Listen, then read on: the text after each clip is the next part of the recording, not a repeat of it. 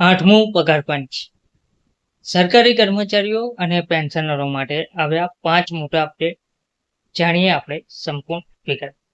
નમસ્કાર મિત્રો, સ્વાગત છે તમારું અમારી યુટ્યુબ ચેનલ. મિત્રો, સરકારના લાખો સરકારી કર્મચારીઓ અને પેન્શનરો માટે 8મા પગાર પંચને લઈને ખૂબ જ મહત્વના સમાચાર આવે છે.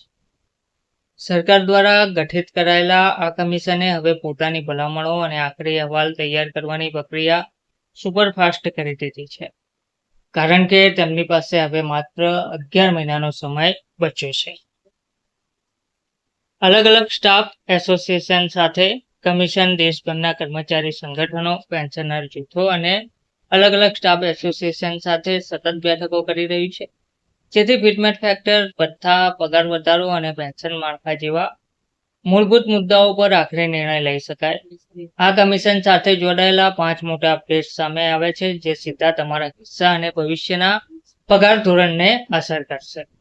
આજે મેમોરેન્ડમ સબમિટ કરવાનો છેલ્લો દિવસ. 8મા પગાર પંચે કર્મચારીઓ અને પેન્શનરોને પોતાના મંતવ્યો અને માંગણીઓ રજૂ કરવાની એક શાનદાર તક આપી હતી. કમિશન સમક્ષ મેમોરેન્ડમ અને સૂચનો મોકલવાની છેલ્લી તારીખ લંબાવીને 15 જૂન 2026 કરવામાં આવી હતી, જે હવે પૂરી થઈ ગઈ છે. આ સમય મર્યાદા વધારવાના કારણે દેશભરના અસંખ્ય કર્મચારી સંગઠનોએ આ પ્રક્રિયામાં ભાગ લીધો હતો અને પોતાની વાત રાખવા માટે પૂરતો સમય તેમને મળ્યો હતો. જૂન અને જુલાઈમાં કમિશન આ રાજ્યોની મુલાકાત લેશે. પ્રાદેશિક સ્તરે કર્મચારીઓની સ્થાનિક સમસ્યાઓ અને તેમના પ્રશ્નોને નજીકથી સમજવા માટે કમિશનની ટીમ અલગ અલગ રાજ્યોની રાજધાનીઓનો પ્રવાસ કરવાની છે. આ માટે જૂન અને જુલાઈ મહિનાનું સત્તાવાર શેડ્યુલ પણ જાહેર કરી દેવામાં આવ્યું છે, જેમાં ઉત્તર પ્રદેશ લખનૌ કમિશન 22 અને 23 જૂન 2026ના રોજ લખનૌની મુલાકાતે રહેશે, જ્યાં યુપીના કર્મચારી સંગઠનો પોતાની માંગણીઓ રજૂ કરશે. ઓડિશા આ પછી ટીમ 6 અને 7 જુલાઈ 2026ના રોજ ભુવનેશ્વરમાં પેન્શનર અને કર્મચારી જૂથો સાથે બેઠક કરશે. ત્યાર પછી કોલકાતા કમિશનની ટીમ 9 પેચીસ અને 10 જુલાઈ 2026ના રોજ કોલકાતામાં હિસ્સેદારો સાથે સીધી ચર્ચા કરશે. આ પહેલા કમિશને 13 અને 14 મે 2026ના રોજ રાષ્ટ્રીય રાજધાની દિલ્હીમાં પણ વિવિધ સંગઠનો સાથે મોટી બેઠક કરી હતી. કેન્દ્ર સરકારે જાન્યુઆરી 2025માં 8મા પગાર પંચની રચનાને મંજૂરી આપી હતી.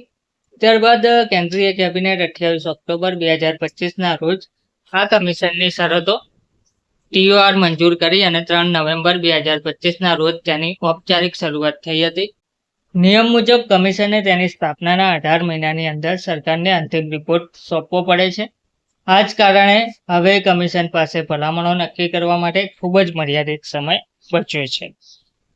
બધાની નજર ફિટમેન્ટ ફેક્ટર પર ટકેલી છે. નવા પગાર પંચમાં સરકારી કર્મચારીઓ માટે સૌથી ઉત્સાહનો અને મહત્વનો મુદ્દો ફિટમેન્ટ ફેક્ટર રહ્યો છે, અને તે ફિટમેન્ટ ફેક્ટરનો મુદ્દો હોય છે, કારણ કે તેના આધારે જ બેઝિક સેલરીમાં કેટલો વધારો થશે તે નક્કી થાય છે.